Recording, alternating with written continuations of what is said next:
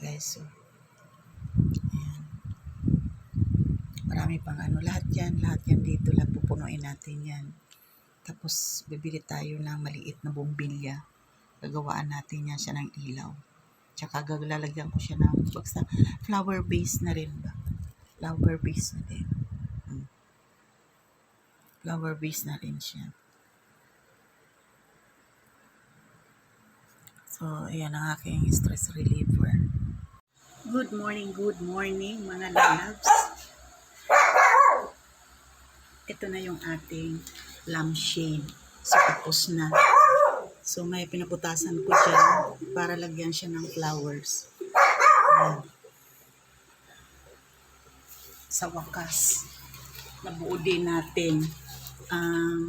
Ito yung kayo sinasabi na pag gusto mo matupad ang iyong minimithi, sipag at tiyaga lang. Sipag at tiyaga para maabot mo siya. Ayan. Ayan. So, i-on na natin ang ilaw. Ayan guys. Ayan ang ilaw.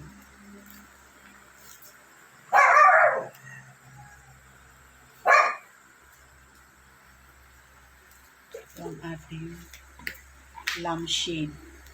Ayan. Natapos din. Almost 1 week kasi nahirapan ako magdikit ng glue. Hindi makita yung flower na temporary lang yan, bulaklak. So lalagyan talaga natin yan ng kulay green na halaman na yung artificial lang siya. Ayan, ito na yung ating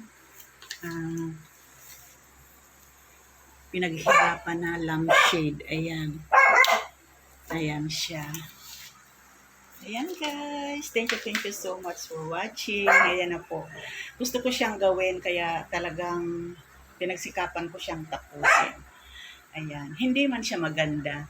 So at least naman natin. So ibig sabihin sa mga susunod na gagawin natin, so mapapabuti pa natin mapapaganda pa natin ng maayos yung ating gagawin lampshade. Ayan guys. Thank you so much for watching.